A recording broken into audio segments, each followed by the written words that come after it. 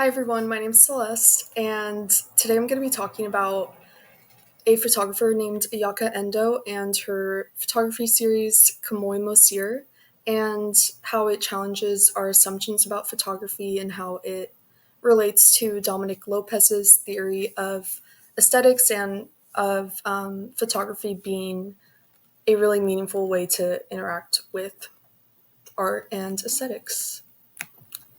So, throughout this presentation, I'll examine how Endo's work shows us that photography isn't just documentation, but it's also artistic, it's expressive, and it's spiritual, and it should be taken as a valid form of expressing an aesthetic vision. So, to start us off, I'm going to go over Scruton and Lopez's theories on aesthetics and on photography. Scruton follows the idea that photography is photography is aesthetically inferior because it's mechanical. He views it as just taking a mechanical process of taking um, an image of reality, and you're not able to like contort it in the way that you are with art. Um, Contradicting this, Dominic Lopez challenges that idea, and he argues that photographers make a lot of choices in the same way that artists do. They make choices about how to frame the photo, where to focus, what light to use. They use tools like editing to guide how the image is presented. And photography, like painting and like film and like other mediums, can evoke really powerful responses to the aesthetic or to the art. So, even though photography shows us the world, Lopez is essentially arguing that it still shows us in the way that the artist experiences it, and in that way, it's showing us a different perception in the same way that art of a lot of different mediums does. So, as I said, Lopez's theory is essentially that photography is an aesthetic medium that's shaped by choice. Artists can control the framing, lighting, focus, and tone of the photos, and they can create meaning beyond the documentation because it's guided by the artist's expressive intention and how they want to frame the photo. I really appreciate this quote at the bottom from Lopez that says, photographic images are transparent, but this does not prevent them from being vehicles for artistic expression. I feel like personally photography has always been really meaningful to me, and it's always been something I can relate to in the same way that I relate to other mediums of art. Similar to film and painting, I feel like it's able to, as Lopez says, like just because the photos are transparent in the way that it's taking an image of what reality is, or it's using material that's already existing. Um, just because it's taking a picture of that, that doesn't mean that it's not able to be used as a medium for artistic expression. And I feel like Endo's work is a great way to tie that in. Her photography has always really struck me, and it was really interesting to go into what her inspiration and motivations were for her photography. It shows us her photography specifically is a great example of that. Photography isn't just documentation, but it can be artistic, expressive, spiritual, and intentional as well. So, going into Ayaka Endo's Kamoi Mosir series, Kamoi Mosir means lands of the gods or land of the gods. And in this series, this was Endo's first solo exhibition. She presented it right after she graduated from college. And her series, Kamoi Mosir, is really heavily influenced by the animistic beliefs of the Ainu people, who were the indigenous ethnic group of Hokkaido and other nearby territories in Japan. Endo's photographs animals in natural environments in search of komoi, this concept of the gods that inhabit everything around us. Um, she doesn't just photograph nature as scenery, but she's presenting it as a spiritual presence, and she relates it to the animist philosophy of the Ainu people and how they interpret spirituality in the world around us. So it's really beautiful how her photography kind of is able to show that concept through a still image that is just taking reality, but it's able to show it in a different light. So this is a little bit more on her in her artistic vision, I guess. This quote I appreciate. She said, "There's only one God in the West, but in Japan there's a long-standing idea that gods and spirits dwell in everything. In the traditional belief of the Ainu people, it was thought that kamoi, which means both God and soul, dwells in everything. There are kamoin things that give humans the blessings of nature, such as plants and animals, and things that are indispensable for humans to live, such as fire, water, and living utensils.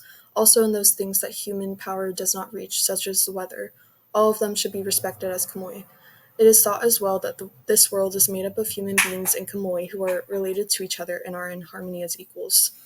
I really thought this idea of kamoi was presented very well in her photography. She's able to kind of show that all of her photos are connected, and she's able to show that intersection between nature, the world around us, human interactions with animals and environments and stuff, and how it kind of I feel like shows how sad the relationship is right now between all of those things.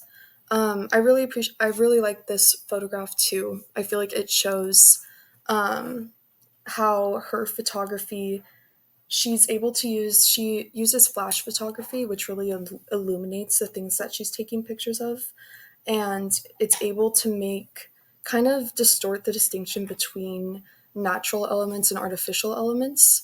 Her photography is able to make there be more of a blend between what's viewed um, by the audience as what's natural and what's man-made and what's more artificial.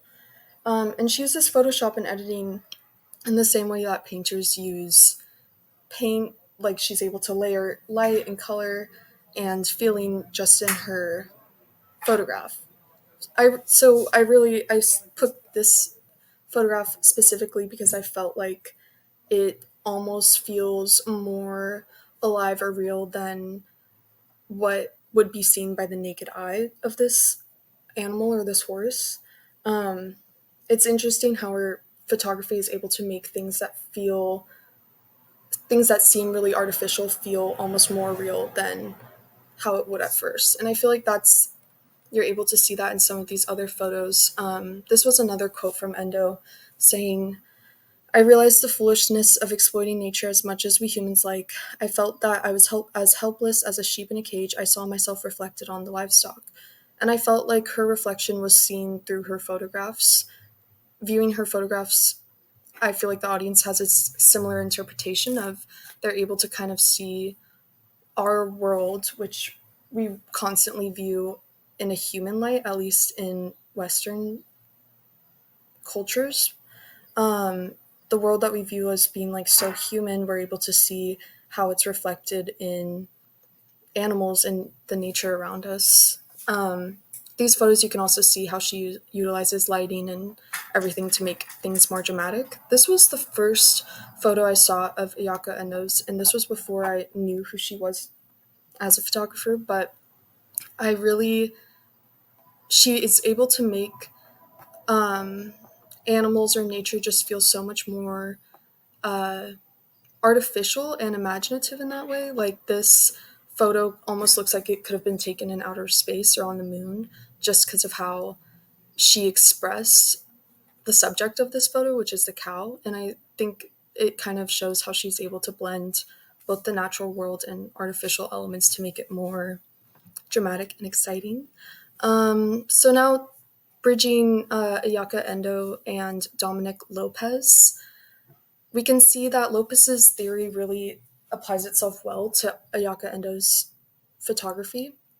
Lopez claims that artistic control over framing focus and tone is able to, that's how you use aesthetic mediums. And Endo uses flash and editing to construct her own aesthetic experience. She's really focuses on the framing and tone of her photos, and it's clear that it changes how the subject of the image is expressed. Lopez also claims that photography is a medium for meaning, and Endo shows how she blurs the boundaries between nature and culture, sacred, godlike creatures, and artificial elements. And she's able to express her own meaning of Kamoi through this photography series. Lopez also claims finally that art is intentional, and Endo intentionally shows through her photos how to make us feel like nature is more mysterious or more coveted or more like something. I think that Endo's one of Endo's main points through this series was that a lot of us take nature for granted or don't view it with the eye that she does in these photos, which makes it more mysterious. It makes these subjects more like something otherworldly in a way that we haven't seen before. So here are some more of Endo's photographs just to kind of wrap this up. I really like the one on the bottom. I feel like it definitely makes, she's able to capture the birds in a way that makes them seem so almost alien, like especially with the landscape and the editing that she does. It makes it really imaginative, which I think it's super cool. I also really like this photo on the left. Again, with the editing, she's able to make things feel really magical. And the photo on the right, I think, also just shows how well her flash photography and like editing style is able to accentuate the subjects in that way. And yeah, so that's the end of my presentation. I hope you liked it. It was really long, but that's Ayaka Endo and her photography. And yeah.